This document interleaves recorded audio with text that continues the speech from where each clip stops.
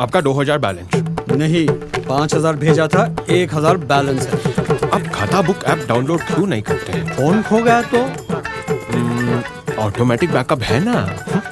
नया फोन में फिर से लॉगिन कर लेना। खाता बुक ऐप, अब खाता हुआ खाता बुक।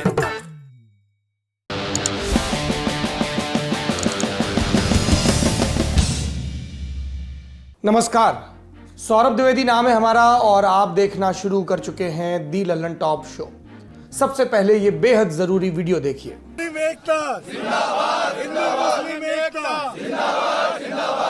मुस्लिम एकता, हिंदू मुस्लिम एकता, सारे जहां से अच्छा हिंदुस्तान हमारा, हम बुलबुले इसकी, ये गुलसिता हमारा। ये वीडियो दिल्ली के चांदबाग इलाके का है। एक भीड़ है जो भाईचारे और हिंदू मुस्लिम एकता से एक ही बातें कर रही है।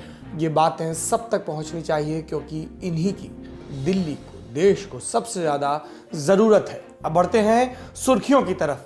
सुर्खियों में पहला नाम आजम खान का। बेटे की 2 डिग्री वाले मामले ने उन्हें फंसा दिया। बेटे और पत्नी के साथ उन्हें जेल जाना पड़ा। अब 2 मार्च तक जेल में रहेंगे। काफी वक्त से आजम खान और उनकी पत्नी कोर्ट के बुलाने पर भी हाजिर नहीं हो रहे थे। उनके खिलाफ जमानती और गैर जमानती वारंट भी जारी हुए थे।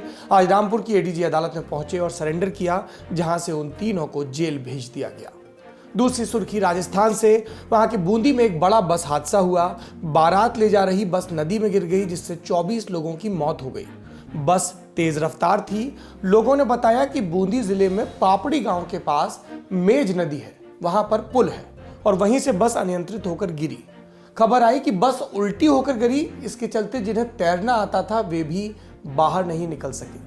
दैनिक भास्कर अखबार की खबर है कि मौके पर बीजेपी के नेता और पूर्व परिवहन मंत्री बाबूलाल वर्मा पहुंचे तो लोगों ने मारपीट कर दी, क्योंकि ये पुल उन्हीं के कार्यकाल में बना था और लोग गुस्साए थे कि पुल को चौड़ा नहीं कराया गया, जिसके चलते हादसा हुआ। तीसरी सुर्खी, सरोगेसी रेगुलेशन बिल को आज कैबिनेट की मंजूरी मिल गई। इसके बाद बिल में यह प्रावधान जुड़ गया है कि रिश्तेदारों के अलावा कोई और महिला भी अगर अपनी मर्जी से सरोगेट मदर बनना चाहे तो बन सकती है। इस बात की जानकारी केंद्रीय मंत्री प्रकाश जावड़ेकर ने एक प्रेस कॉन्फ्रेंस में दी। ये बिल लोकसभा में पहले ही पास हो चुका है। राज्यसभा में सिलेक्ट कमेटी के पास भेजा गया है। कमेटी अपनी तरफ से कुछ चीजें जुड़वा रही, जिसके आधार पर यह कैबिनेट की कार्रवाई हुई। स्वेच्छा से सरोगेट मदर वाला विकल्प उसी कमेटी की सिफारिश के बाद जोड़ा गया है। साथ में विधवा और तलाकशुदा महिलाओं को भी सरोगेसी की सुविधा मिलना तय हुआ है। चौथी सुर्खी, महाराष्ट्र में अब भी वारिस पठान सुर्खियों में बने हुए हैं। ट्विटर पर अलग झगड़े चल रहे हैं। पूर्व मुख्यमंत्री और बीजेपी नेता देवेंद्र फडणवीस ने मुख्यमंत्री उद्धव ठाकरे को वारिस पठान के बयान का उल्हाना दिया। पूछते मिले, क्या शिवसेना ने चूड़ियां पहन रखी है? बदले में उद्धव के बेटे और मंत्री आदित्य ठाकरे का ट्वीट आया। लिखा, चूड़ियां सबसे शक्तिशाली महिलाएं पहनती हैं, राजनीति चलती रहेगी।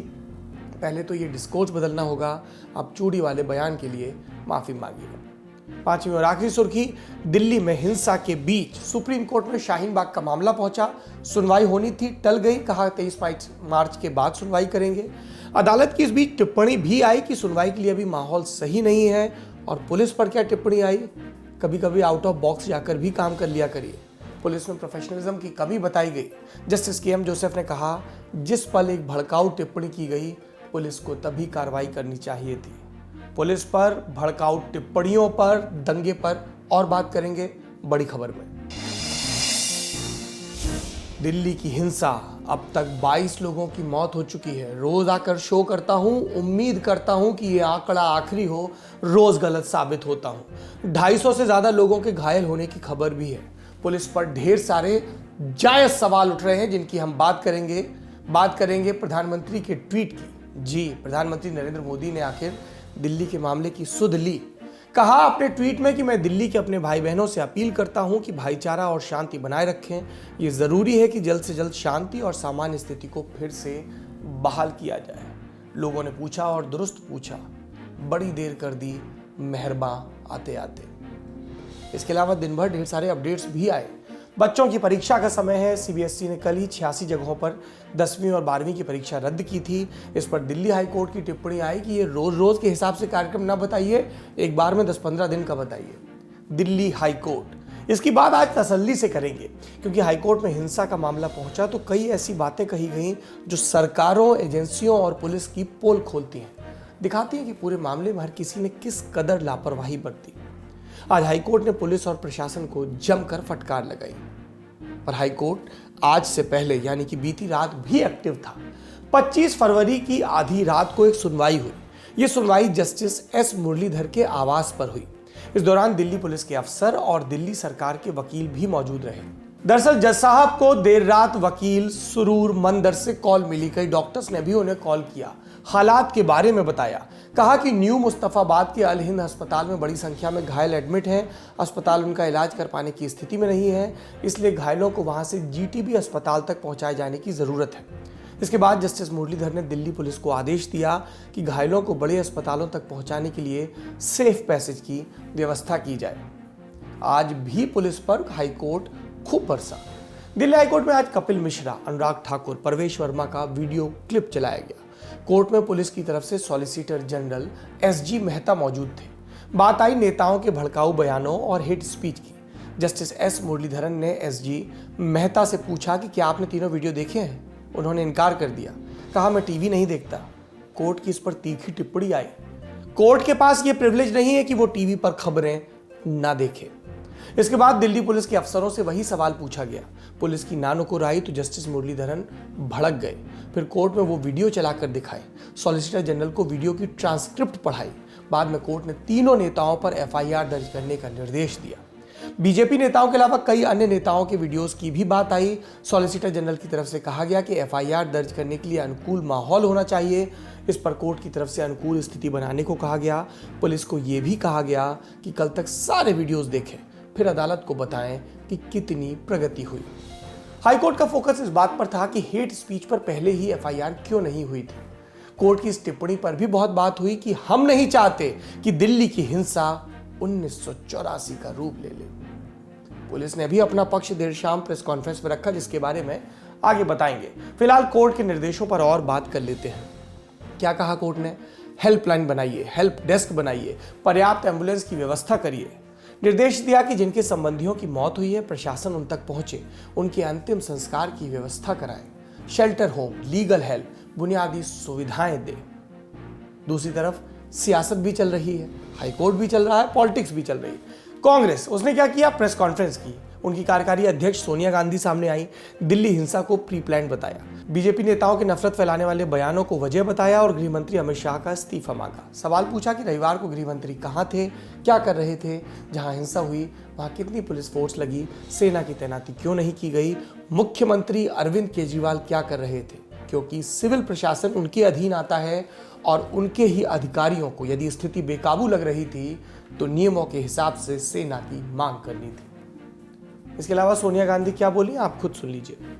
भारतीय जनता पार्टी के अनेक नेताओं ने भड़काऊ भाषण देकर डर और नफरत का माहौल फैलाया। मौजूदा स्थिति के लिए केंद्र सरकार, खास तौर से गृह मंत्री जिम्मेदार है। फौरन तौर से जिम्मेदारी लेते हुए गृह मंत्री को अपना इस्तीफा देना चाहिए। दिल्ली के मुख्यमंत्री और दिल्ली सरकार भी शांति और सद्भाव बनाए रखने में पूरी तरह से विफल है तथा जिम्मेदार है। बदले में भाजपा की तरफ से आए मंत्री प्रकाश जावड़ेकर कहते मिले कि जिनके हाथ सिखों के खून से रंगे हों वो यहाँ हिंसा रोकने में सफलता की बात कर रहे हैं। शेष सवालों को लेकर वो कितने गंभीर थे आप उनकी इसी बात से समझ सकते हैं। I was giving you the bite which I have given. सबको बहुत बहुत धन्यवाद।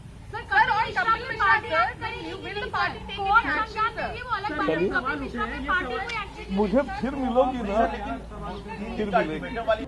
नेता हैं, बयान है, पर आखिरी में क्या है? हम और आप हैं, लोग हैं, डरे हुए हैं। दरवाजों पर शोर होता है तो डर जाते हैं। कहानियां सामने आ रही हैं, अच्छी बुरी, भीड़ की हिंसा की, भीड़ की मदद की, परस्पर अविश्वास की। कहीं इंटेलिजेंस ब्यूरो के अफसर की नाले से लाश निकलती है, घर वालों का रो रो कर बुरा हाल हो जाता है। हिंसा करते लोगों को पकड़कर घंटों तक ये वीडियो दिखाए जाने चाहिए और पूछना चाहिए, यही तुम्हारी कमाई है? क्योंकि ये भीड़ किसी की नहीं है, लेकिन एक भीड़ है जिसके लड़के किसी बुजुर्ग को सुरक्षित बचाते दिखते हैं। फिर खबर आती है कि कैसे भाजपा के एक नेता ने एक मुस्लिम परिवार को हिंसा से बचाया। ये कहानियां उम्मीद देती हैं। आखिरी में जब लगता है कि इंसान इंसान को मार डालेगा, तब लगता है कि इंसान ही शायद इंसान को बुझा ले। अब आपको बताते हैं कि 25 फरवरी से लेकर 26 फरवरी के बीच प्रशासन क्या कर रहा था। और प्रशासन से हमारा तात्पर्य केंद्र सरकार, जिसके गृह मंत्रालय की जिम्मेदारी है दिल्ली की सुरक्षा की, क्योंकि दिल्ली पुलिस इनके अधीन है। दिल्ली सरकार, क्योंकि उसमें दिल्ली के चुने हुए प्रतिनिधि हैं। और दिल्ली पुलिस, जिसके हिस्से सबसे ज़्यादा सवाल हैं। सबसे पहले केंद्र की बात। यह सवाल लगातार उठाया जा रहा था कि प्रधानमंत्री मोदी तो ट्रंप के साथ बैठकों में व्यस्त हैं, लेकिन उनके डेप्यूटी यानी कि गृह मंत्री अमित शाह कहीं नजर क्यों नहीं आ रहे। 25 फरवरी की शाम को खबर आई कि गृह मंत्री अमित शाह ने दंगों में शहीद हुए कांस्टेबल रतन लाल की पत्नी को खत लिखा। खत में गृह मंत्री ने रतन लाल की असमय मृत्यु पर दुख जताया। अमित शाह प्रेस के सामने सीधे नहीं आए, लेकिन सूत्रों के हवाले से दावा किया गया कि वो लगातार स्थिति का जायजा ले रहे हैं। 26 फरवरी की शाम 4:30 बजे के करीब NSA National Security Advisor Ajit Doval ने मौजपुर इलाके का दौरा किया। वो गाड़ी से उतरे, कुछ देर इलाके की गलियों में पैदल चले। प्रेस इस दौरान डोवाल के साथ चली। जब वो दोबारा अपनी गाड़ी में चढ़ने वाले थे, तभी प्रेस के लोगों ने उन्हें घेरा। सुनिए तब NSA ने क्या कहा। मैं इस इलाके में आया जी सर, सबसे मिला, गलियों में भी गया, लोगों के घरों में भी गया, आप लोग भी साथ थे। लोगों के अंदर में एक जहती है, एकता की भावना है, कोई दुश्मनी नहीं है। कोई 2, 4, 10 क्रिमिनल्स इस तरह का काम करते हैं, उनको लोग अलग करने की कोशिश कर रहे हैं। दोनों कम्युनिटी के लोग, सब लोग इसके साथ में वो हैं। और यहाँ पर पुलिस बिल्कुल तैनात है, बिल्कुल अलर्ट है और बड़ी मुस्तैदी के साथ अपना काम कर रही है। ये इंतजामिया की जिम्मेदारी है कि हर एक को महफूज रखे, हर एक की सलामती की जिम्मेदारी ले। अपने दौरे में डोवाल इलाके के रहवासियों से मिले, उनसे बात की और उन्हें भरोसा दिलाने की कोशिश की कि सरकार हालात सामान्य करने की कोशिश में लगी हुई है। इस दौरान डोवाल लगातार शांति की अपील भी करते रहे। दौरे से लौटे तो सीधे गृह मंत्री अमित शाह को ब्रीफ करने गए। दिल्ली में हो रही हिंसा पर सिर्फ भारत ही नहीं, अमेरिका की सरकार ने भी कदम उठाए। जी, वही अमेरिका जहां के राष्ट्रपति PM मोदी के दोस्त हैं। वो दोस्त जो 25 फरवरी तक दिल्ली में था। दिल्ली स्थित अमेरिकी दूतावास ने एक सिक्योरिटी एडवाइजरी जारी कर दी है। इसमें भारत में रह रहे अमेरिकी नागरिकों से सावधानी बरतने की अपील की गई है। अब बात करेंगे दिल्ली गवर्नमेंट की। दिल्ली की अरविंद केजरीवाल सरकार सीधे कानून व्यवस्था अपने हाथ में नहीं ले सकती है, उनके पास नहीं है विधायी शक्तियां, लेकिन CRPC की 2 धाराएं हैं जिनका इस्तेमाल वो असाधारण स्थितियों में कर सकते हैं। CRPC की धारा 129 के तहत एग्जीक्यूटिव मजिस्ट्रेट अवैधानिक तौर पर जुटी भीड़ यानी कि अनलॉफुल असेंबली को तितर बितर होने का आदेश जारी कर सकती है। यदि इस आदेश का पालन न हो तो मजिस्ट्रेट पुलिस से कार्रवाई को कह सकता है। अगर ऐसे में भी स्थिति काबू में न आए तो एग्जीक्यूटिव मजिस्ट्रेट CRPC की धारा 130 के तहत सेना की तैनाती की मांग कर सकते हैं। दिल्ली की शासन व्यवस्था में एग्जीक्यूटिव मजिस्ट्रेट मुख्यमंत्री को रिपोर्ट करते हैं। तो सवाल अरविंद केजरीवाल से भी है। 25 फरवरी को खबर आई थी कि केजरीवाल ने केंद्रीय गृह मंत्रालय से सेना की तैनाती की अपील की थी। तब गृह मंत्रालय ने कहा था कि स्थिति की लगातार निगरानी की जा रही है और फिलहाल सेना की तैनाती की जरूरत महसूस नहीं हो रही है। इसके बाद केजरीवाल सरकार बैठकों और अपीलों वाले मोड में चली गई। रात 8:30 बजे मनीष सिसोदिया ने ट्वीट करके जानकारी दी कि हिंसा प्रभावित इलाकों में स्कूल एक दिन और बंद रहेंगे। सिसोदिया ने CBSE से बोर्ड परीक्षाएं स्थगित करने की भी अपील की। रात 9:30 बजे बोर्ड ने ऐलान कर दिया कि उत्तर पूर्वी दिल्ली में पढ़ने वाले 86 टेस्ट सेंटर्स पर 26 तारीख वाले पेपर नहीं होंगे। दिल्ली सरकार के तहत आने वाले दिल्ली अल्पसंख्यक आयोग ने भी हिंसा का संज्ञान लिया। आयोग ने 25 फरवरी को DCP नॉर्थ ईस्ट दिल्ली को एक नोटिस जारी किया।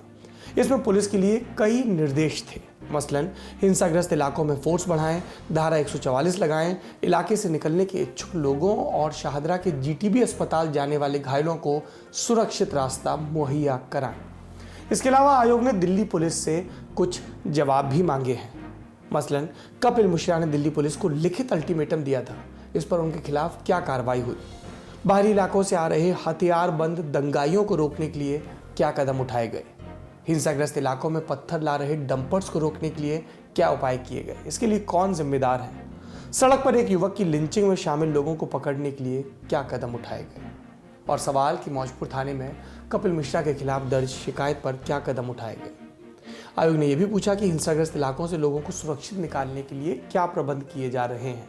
हिंसा में मारे गए लोगों की सूची जिसमें मृत्यु का कारण लिखा हो, हिंसा में घायल लोगों की सूची जिसमें चोट लगने की वजह लिखा हो। इसके अलावा पूछा गया कि हिंसा के मामलों में दर्ज एफआईआर की कॉपियां कहां हैं, दंगाइयों के खिलाफ अब तक क्या कार्रवाई की गई है और ऐसी घटनाओं को दोबारा होने से रोकने के लिए क्या कदम उठाए जा रहे हैं। दिल्ली पुलिस को इन सभी सवालों के जवाब 6 मार्च तक देने हैं। आयोग के अध्यक्ष जफरुल इस्लाम ने लेफ्टिनेंट गवर्नर अनिल बैजल को भी एक खत लिखा। इसमें आशंका जताई गई थी कि डोनाल्ड ट्रंप के अमेरिका लौटने के बाद हिंसा बढ़ सकती है। 26 फरवरी को मुख्यमंत्री अरविंद केजरीवाल ने हिंसा पर दिल्ली विधानसभा में ऐलान किया कि शहीद कांस्टेबल रतन लाल के परिवार को 1 करोड़ का मुआवजा दिया जाएगा। इसके बाद केजरीवाल ने कहा कि हिंसा के पीछे बाहरी लोग हैं। सुनिए। ये दिल्ली के आम आदमी ने नहीं किया, ये कुछ बाहरी तत्वों ने, कुछ राजनीतिक तत्वों ने और कुछ उपद्रवी तत्वों ने, असामाजिक तत्वों ने और कुछ राजनीतिक तत्वों ने, इन लोगों की कारस्तानी है कि पिछले 3 दिन से दिल्ली के कुछ इलाके जल रहे हैं।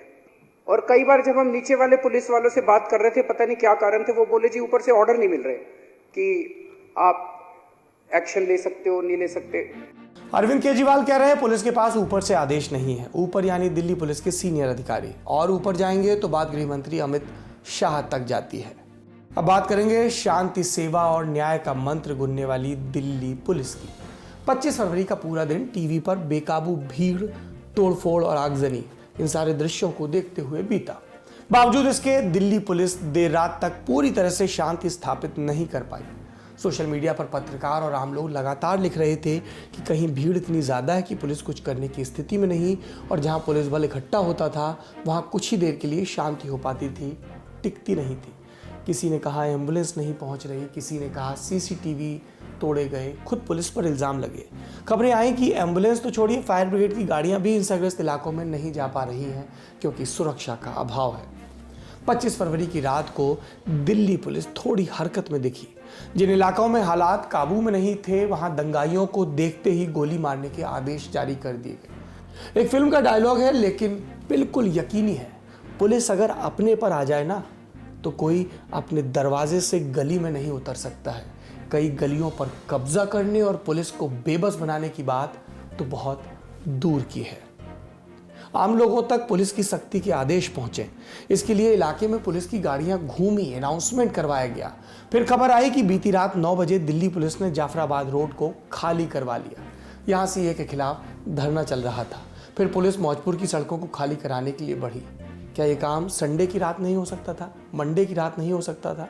हर तरफ सवालों से घिरी है दिल्ली पुलिस। उसने बीती रात एक और मीटिंग की डीसीपी नॉर्थ ईस्ट के दफ्तर में। इस मीटिंग में दिल्ली पुलिस के कमिश्नर अमूल्य पटनायक और एनएसए अजीत डोभाल शामिल हुए। स्थिति का जायजा लिया गया, आगे की रणनीति बनी। हिंसा में घायल लोगों के बारे में जानकारी देने के लिए दिल्ली पुलिस ने कुछ हेल्पलाइन नंबर भी जारी किए हैं। ये नंबर हम भी आपको बता रहे हैं। गुरु तेग बहादुर हॉस्पिटल यानी जीटीबी हॉस्पिटल, यहाँ पर सब इंस्पेक्टर गजेंद्र सिंह तैनात हैं। इनका नंबर है 9818120026। लोकनायक जयप्रकाश हॉस्पिटल और मौलाना आज़ाद हॉस्पिटल, यहाँ पर सब इंस्पेक्टर योगेंद्र सिंह तैनात हैं और इनका नंबर है 7982756328।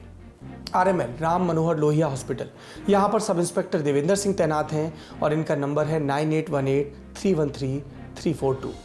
आल हिंद हॉस्पिटल, यहाँ पर assistant sub inspector Narendra Rana तैनात हैं और इनका नंबर है 9868738042। दिल्ली पुलिस को लेकर टिप्पणियां सिर्फ हाईकोर्ट में हुई हो या दिल्ली के माइनॉरिटी कमीशन ने की हो या आम लोगों ने सवाल उठाए हो, ऐसा नहीं है। दिल्ली के पूर्व लेफ्टिनेंट गवर्नर नजीब जंग ने भी दिल्ली पुलिस की लीडरशिप पर सवाल उठाए।